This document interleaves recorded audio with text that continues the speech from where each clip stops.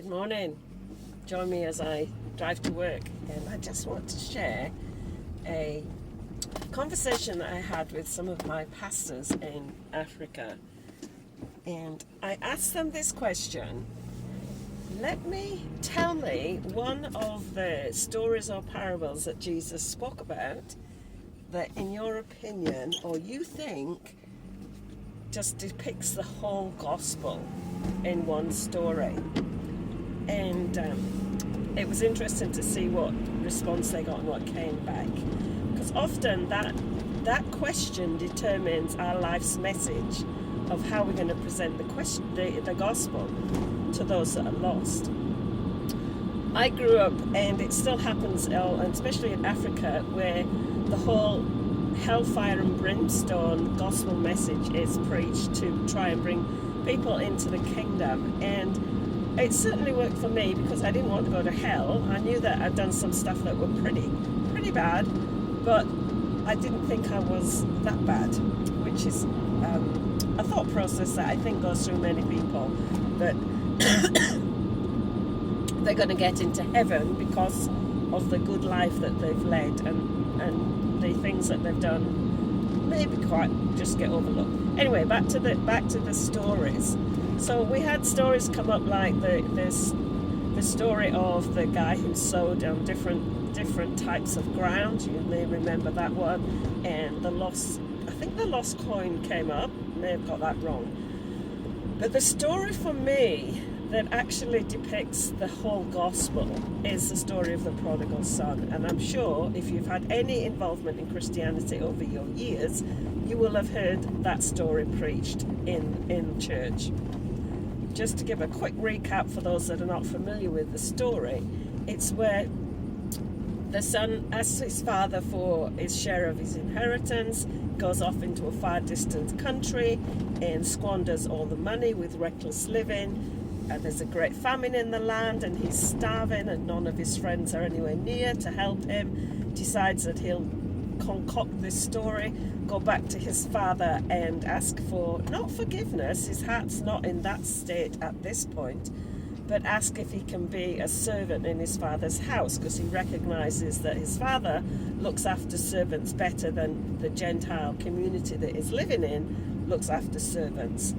So off he trots back to his father's house, and his father sees him from a distance and comes running towards him and embraces him, even though he probably stinks like pigs, which are not very pleasant smell. You can smell pigs a mile away. So, and then he lavishes some gifts on the boy, a robe, a ring, some sandals, and he organizes a big party because he's returned. And his older brother is out in the fields looking after things like you do, and hears about this party that's going on and gets told by the servants what's happened, and he is furious. He comes down and says to his father, why did you do this? I've been here loyal and faithful all the time, and then you just lavish all these things on this boy that's just done all this other not so great stuff. And the father is hardest to reconcile both boys, and it's kind of where the story ends, because there's a few scriptures mentioned that Jesus says about this boy. But the reason, I want to tell you my reasons now why I think that story is the whole gospel in one story. We've got quite a few characters going on in the story. We've got obviously the father, which I think you've probably guessed represents God in the story. We've got the older son, which represents the priests and the Levites and the people in the temple whose job it was to call the people back to God. And we've got the young boy who's off doing his own thing and not even thinking about God, apart from wanting his money and what he can get out of God. And then there is a number of things that happen in that story which, from our Western culture, we're oblivious to it. We just think, oh yeah, the father gave him some new clothes because he was pretty raggy and stinky. But those were quite significant, and they're also quite significant with what God does for us in the new covenant when we become born again. when we come back to Jesus, when we accept our need of a Saviour and say, yes, Lord, I give you my life. And that's a question in itself. Like, there's many people that consider themselves Christians, and they've maybe prayed a prayer. We call it the sinner's prayer, but you won't find it in Scripture. But they've done some kind of prayer. They might have even been publicly baptized, but they haven't given their life back to God. They're still doing things on their own accord, and they're still living their own lives, and they've just got God tacked on the side, a bit like a rabbit's foot or insurance policy, because they don't want to go to the other place when they depart this life. So that's another story. We're not going to go down that rabbit trail just today. We'll come back to our story. So the first thing that the father gave the boy was a robe. He put the best robe on this boy, and that might trigger another story in your memory if you're familiar with your Bible at all, of another time when the youngest boy was given the best robe. And I'll put you out of your misery if you can't think of that story. It was Joseph, and when he had 11 older brothers, and the best robe signifies that this is the favourite son, this is the heir of the estate. And as you can imagine, back in Joseph's day, his brothers were pretty ticked off with suddenly this boy is elevated to number one in the hierarchy of the sons within their family. And so we've got the same thing happening here. We've got this robe that's given to this boy, and those around him were very familiar with the significance of that robe. And I want to take you further forward to something that Jesus said, and then Paul and the others continue to emphasize this. We are too given a robe of righteousness. That's what happens to us when we become part of the family. We're given a robe, and each one of us is elevated into that favourite son position. I don't know how God does that with so many kids, but he does. We're elevated into, we are the heirs of the family business. And Jesus obviously was the firstborn, and he was the firstborn of many, and we follow on in his footsteps as heirs in the family business.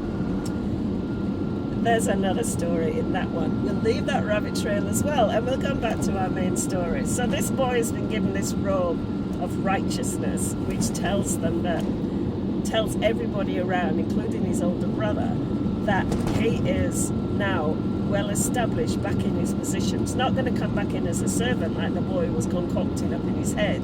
And at this point, we've got no indication in the story that this boy was repentant from what he'd done. It just like this father is lavishing on him this grace that may recall you another scripture that Paul talks about, the exuberant abundance, hyper grace that God lavished on each one of us. And there's a whole heap in the Christian fraternity that can't grasp that concept that God has lavished his grace on us as his children. And that is like, whoa, blows your mind, being lavished on by God, Almighty God that created the universe, created every star that you see at night, created every blade of grass, and everything around us was created by him. Lavishes his love on each one of us. So back to our story, because that's another rabbit trail. We could have fun with that one as well. So the next thing that the father gives this boy is he gives him a ring, a signet ring of authority. And what that ring tells everybody and tells the boy is that he now has authority to do business in the family business, to sign the name of the family into whatever business dealing he decides needs to happen. And there's a couple of stories in the Old Testament I want to just point out to you. There's more than a couple, but I'll just give you two. Back to Joseph, our friend Joseph.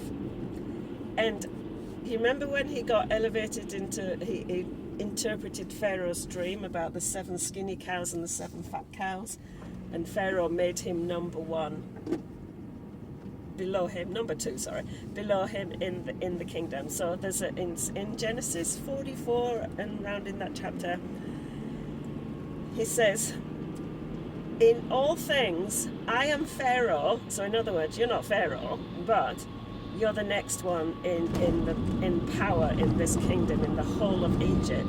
So I've just paraphrased that a little bit, so you can go and read it and find the story where Pharaoh appoints Joseph head over the whole of Egypt, and he gives him a signet ring, which is a seal that he can make on business dealings for anything in that country of Egypt in the name of Pharaoh.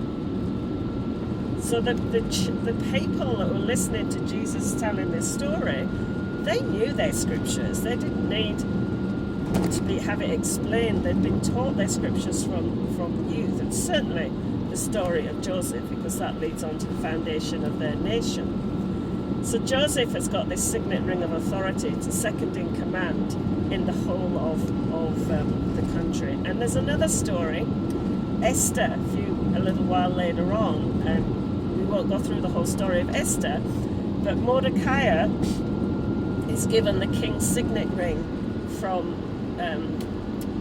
Haman, who'd been hung on the gallows at the end of the story. It had been taken off him and it was given to Mordecai.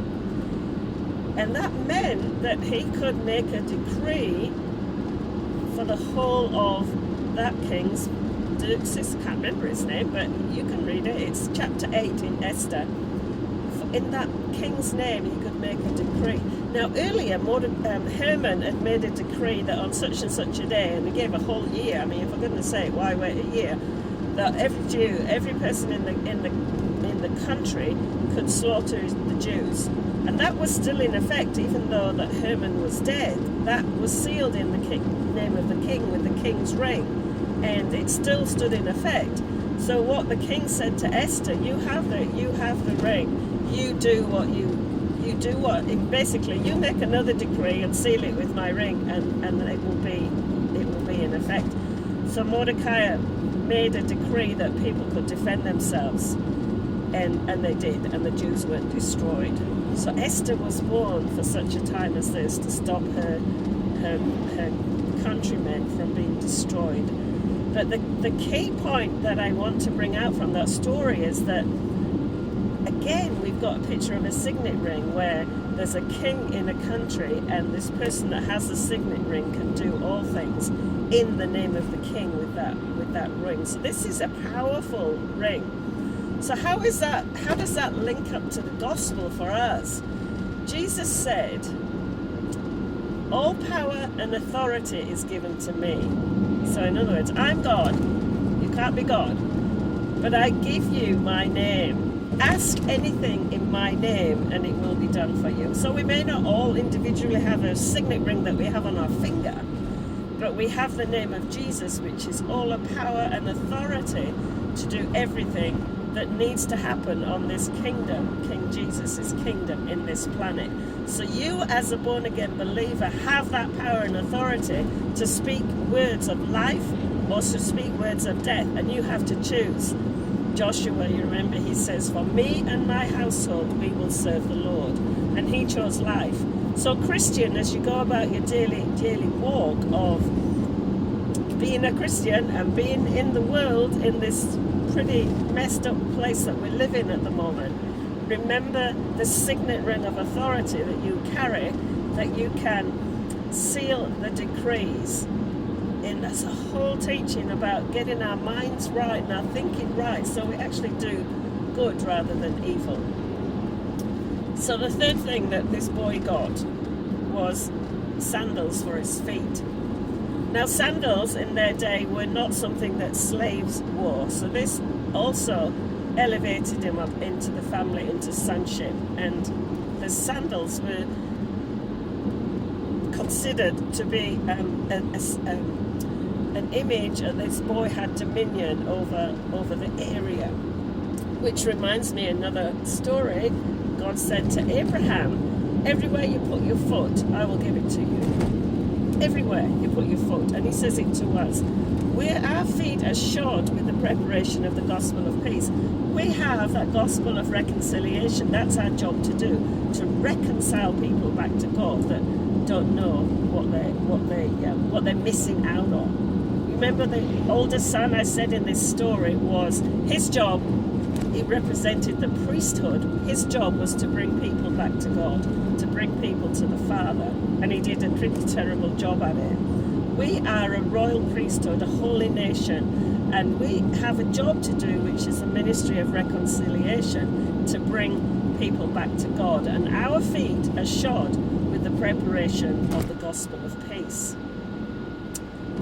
Isn't there so much depth? And I've only scratched the surface in that one story. There's other things I kind of missed out because, according to YouTube, people get bored of listening. So if you're still here, I encourage you to like and subscribe for more things, and just to help this channel develop and get out there and put out there in front of people that will be blessed from hearing some of the truths. So Christian, as you go about your day today, whatever part of the day you're at, whatever part of the world you're in listening to this story, I just pray that you think about what you carry, the righteousness of God in Christ Jesus.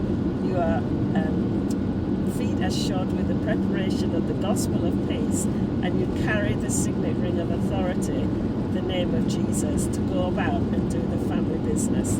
So that's why this parable story that Jesus told, for me, tells the whole gospel message. Be blessed and be a blessing.